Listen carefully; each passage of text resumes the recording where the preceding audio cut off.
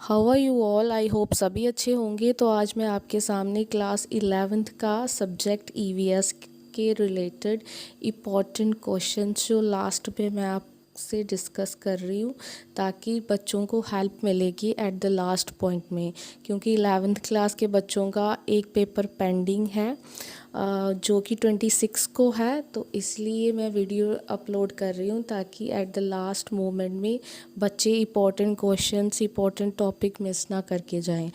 तो मैंने ऑलरेडी ही important chapter mark करके आपको ऊपर मेंशन कर दिया है कि चैप्टर 1 एंड 2 को डीपली अच्छे से पढ़ के जाइए, क्योंकि इसमें शॉर्ट और इम्पोर्टेंट क्वेश्चन ज़्यादा आएंगे। आपको जो लॉन्ग क्वेश्चन है वो फर्स्ट एंड सेकंड में ही आपको ज़्यादा मिलेंगे।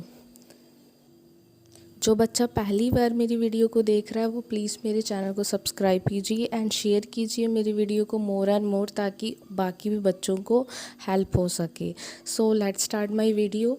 सबसे पहले है कि जो चैप्टर 1 है उसमें आपने अच्छे से पढ़ के जाना है, जितना हो सके तो पूरा ही पढ़ के जाइए। बट इन शॉर्ट अगर इसमें भी अगर इम्पोर्टेंट क्वेश्चन है तो वो आपको कंसेप्ट, आपको पहले इन्वायरमेंट की डेफिनेशन, उसके टाइप्स अच्छे से पढ़ के जाना है, उसकी स्कोप और उसकी इम्पोर्टेंस जो होती है इन्वायरमेंटल साइंस की, क्योंकि जो सब्जेक्ट है इन्वायरमेंट साइंस आप क्यों पढ़ रहे हो, उसकी क्या इंपॉर्टेंस है, क्यों वो ज़रूरी है, उसके रिलेटेड पढ़ के जाना है। इस चैप्टर में जो मेन क्वेश्चन है वो है कंपोनेंट ऑफ इन्वायरमेंट, उसको आपने डिटेल में पढ़ना है। उसकी जो 4 टाइप्स हैं उसको अच्छे से पढ़ के जाना है, क्योंकि या तो ये शॉर्ट में आएगा कि लिथोस्फीयर हाइड्रोस्फीयर होता क्या है, या फिर आपको लॉन्ग में भी पूछ सकता है कंपोनेंट बताइए। तो लास्ट जो क्वेश्चन है ओरिजिन ऑफ अर्थ, इसका थोड़ा सा ज़्यादा डिटेल में नहीं, लेकिन फिर भी उसकी थ्योरीज के नाम और थोड़ा सा हाईलाइट उसको पढ़ लेना। ह्यूमन और इन्वायरमेंट का रिलेशनशिप क्या है, ये मोस्ट इम्पॉर्टेंट है, क्योंकि इन्वायरमेंट के बिना एक ह्यूमन बींग सर्वाइव नहीं कर सकता। उसको एक बेटर लाइफ के लिए, एक अच्छी लाइफ को स्पेंड करने के लिए इन्वायरमेंट का रोल बहुत ज़्यादा है, क्योंकि जैसा क्लाइमेट होगा, जैसा इन्वायरमेंट होगा, इंसान, ह्यूमन बीइंग और बच्चा उसी तरह ही ढलता जाएगा। तो इसलिए जो इन्वायरमेंट है वो बहुत ज़्यादा रोल प्ले करता है एक ह्यूमन बीइंग की लाइफ में। देन नेक्स्ट जो यूनिट है दैट इज़ इकोलॉजी। इकोलॉजी की डेफिनेशन और टाइप्स अच्छे से पढ़ लेना, ठीक है। उसका कंसेप्ट क्या है और उसका स्ट्रक्चर क्या है। देखो इकोसिस्टम को पूरा डिटेल में पढ़ के जाना, क्योंकि इकोसिस्टम का क्वेश्चन ज़रूर पेपर में आता है, ठीक है। उसके बाद है फूड चेन, फूड जो वेब है उसके बारे में अच्छे से पढ़ के जाना, क्योंकि इसके रिलेटेड क्वेश्चन आता ही आता है, चाहे शॉर्ट में हो, ठीक है। फंक्शन क्या है इकोसिस्टम का, मैंने कहा ऊपर ही कि वो डिटेल में इकोसिस्टम के रिलेटेड क्वेश्चन पूछेगा कि पूछेगा, ठीक है। इकोलॉजिकल सक्सेशन का भी क्वेश्चन आता है, उसकी टाइप्स और स्टेजेस भी पूछी जाती हैं लॉन्ग में, ओके। उसके बाद है जो थर्ड यूनिट है, मैं फिर भी आपको थोड़ा सा इम्पोर्टेंट बता रही हूँ ताकि बच्चों की हेल्प हो जाएगी। इसमें देखो इसके इकोलॉजिकल जो थर्ड चैप्टर है इंटरेक्शन एंड इट्स टाइप्स को पढ़ के जाना। उसके बाद इसका क्वेश्चन आता है एडेप्टेशन के ऊपर, कंसेप्ट और उसकी नीड्स क्या हैं ये ज़रूर पढ़ लेना। उसके टाइप्स क्या है एडेप्टेशंस के, उसके स्पेशल जो रेफरेंस है एक विंड, लाइट और टेम्परेचर के रिलेटेड, जैसे किसी भी क्लाइमेट का उसमें क्या इफ़ेक्ट पड़ता है उसके बारे में ज़रूर डिटेल में पढ़ के जाना। पॉपुलेशन इकोलॉजी, देखो पॉपुलेशन के डायनामिक इम्पोर्टेंट है। पॉपुलेशन क्यों हमारी सोसाइटी में पॉपुलेशन का जो इफ़ेक्ट होता है वो किस तरह इंक्रीज़ और डिक्रीज़ होती है। देखिए आजकल के टाइम में क्या है कि हेल्थ की जो फैसिलिटीज़ हैं वो ज़्यादा है, मेडिसिन ज़्यादा हैं, कोई किसी को कोई भी डिसीज़ है तो उसको हम क्योर कर सकते हैं, इसीलिए जो डेथ रेट है वो कम हो गया है। उस वजह से भी पॉपुलेशन इंक्रीज़ कर रही है, और अगर बर्थ रेट भी इंक्रीज़ होगा तो भी पॉपुलेशन डिक्रीज़ हो सकती है। अब मतलब बर्थ रेट अगर क्या हो जाएगा, अगर कम हो जाएगा बर्थ रेट तो डिक्रीज़ हो सकती है। अगर कोई डिसीज़ आ जाए जैसे कोविड आया था उस वजह से भी डिक्रीज़ हो सकती है। लेकिन इंक्रीज़ होने के कारण यही है कि इंक्रीज़ तभी होगी अगर बर्थ रेट भी ज़्यादा हो और लोगों की डेथ भी कम हो, ओके। उसके बाद फैक्टर्स जो हैं ये मोस्ट इम्पॉर्टेंट, देखो फैक्टर इफ़ेक्ट करते हैं एक पॉपुलेशन को बढ़ने में और कम होने में, जैसे क्लाइमेट, वहाँ का कैसा मतलब पोल्यूशन कैसा है, क्लाइमेट कैसा है, उसकी उसके बाद वेदर कैसा है, ठीक है, वहाँ पे फूड प्रॉपर मिल रहा है नहीं मिल रहा है, तो कहीं ना कहीं ये सिस्टम पॉपुलेशन के अप एंड डाउन के रीज़न बनते हैं। नेक्स्ट, अब उसके बाद है इम्पोर्टेंट, मैंने ऑलरेडी मेंशन कर दी हैं 5, 6, 7, 8, 9 को अच्छे से पढ़ के जाइए क्योंकि इसमें से क्वेश्चंस आते हैं।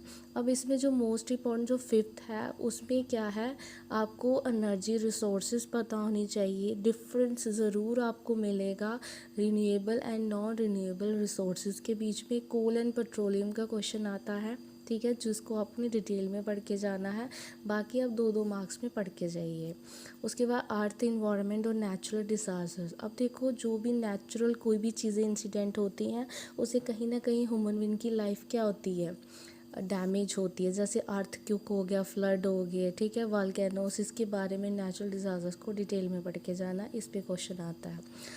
उसके बाद है 7th environmental education and awareness. देखो ये एक जनरल सा टॉपिक है क्योंकि इन्वायरमेंट की अगर नॉलेज ही नहीं होगी तो हम अपने आने वाले फ्यूचर में अपनी जनरेशन को कैसे क्योर कर पाएंगे उसके बारे में है, ठीक है। अलग अलग इंस्टीट्यूट्स हैं, अलग अलग ऑर्गेनाइजेशन हैं इन्वायरमेंट के रिलेटेड, कि जो कहीं ना कहीं ह्यूमन बीइंग को एक नॉलेज देती हैं ताकि वो आने वाले समय में इन फ्यूचर अपनी न्यू जनरेशन को कहीं ना कहीं इन्वायरमेंट की नॉलेज और वो प्रोवाइड कर सके ताकि वो आने वाले फ्यूचर में उस चीज़ को बचा के रख सके, ठीक है। अब इसमें मेन जो इन्वायरमेंटल मूवमेंट के बारे में पढ़ के जाना, जो नर्मदा बचाओ आंदोलन था जिसमें रिवर्स के ऊपर था कि वो ज़्यादा क्या हो गई थी, इम्प्योरिटीज़ हो गई थी, उसको क्योर करने के लिए। चिपकू मूवमेंट जो एक राजस्थान में हुआ था जहाँ पे क्या था कि लोगों ने उसको क्या किया था, ट्रीज़ को, ताकि वो काटे ना, उसके रिलेटेड, ठीक है। नीड्स क्या हैं इसकी इन्वायरमेंटल एजुकेशन की, उसके बारे में पढ़ना है। उसके बाद है इन्वायरमेंटल हेल्थ, ठीक है, जैसे वाटर से हमें क्या क्या डिजीज़ होती हैं, एयर से, सॉइल से, ये सारे लिटिल बिट इसमें शॉर्ट आएगा, लॉन्ग नहीं पूछा जाएगा। नेचुरल रिसोर्सेज, ये अच्छे से पढ़ के जाना। फॉरेस्ट की रिसोर्सेज क्या हैं, उसके यूसेस क्या हैं, इसमें आपको शॉर्ट में भी आ सकता है या लॉन्ग में भी पूछेगा अकेले का, ठीक है। मैनेजिंग इन एग्रीकल्चर, इसमें कंसेप्ट है कि जैसे मॉडर्न एग्रीकल्चर कैसे आया, उसने कैसे हेल्प करी है, ठीक है। फर्टिलाइज़र, पेस्टिसाइड्स साइड्स जो हैं वो कैसे हमारी क्रॉप को, हमारी चीज़ों को कैसे क्योर करती हैं। फूड सिक्योरिटी, देखो अगर फूड की सिक्योरिटी नहीं होगी तो हम आने वाले समय में कैसे अपने आप को, अब देखो कहीं जैसे कोविड आ गया तो कहीं ना कहीं फूड की शॉर्टेज होगी, अगर हमें क्यों सेव करके नहीं रखा होता तो फिर हमें कैसे वो चीज़ काम आती। तो कोई भी प्रॉब्लम कभी भी हो सकती है, तो इसीलिए हमें उसको क्योर करके रखना पड़ता है, सिक्योर करके रखना पड़ता है, चीज़ों को सेव करके रखना पड़ता है ताकि इन फ्यूचर में हम उसका यूज़ कर सकें, ठीक है। तो दैट्स ऑल। इसमें आपको क्या करना है कि अगर आपसे 3rd और 4th चैप्टर नहीं भी होता कोई बात नहीं, फर्स्ट अच्छे से पढ़ के जाओ, सेकंड पढ़ो, एक एक क्वेश्चन जो मैंने बता दिया उसको पढ़ लेना, ठीक है। एनर्जी रिसोर्सेज में शॉर्ट्स आएंगे, डिफरेंस आएगा। जो 6th है उसमें डिज़ास्टर जो है उसके रिलेटेड क्वेश्चन पूछे जाएंगे, साइकिल पूछ सकते हैं, ठीक है।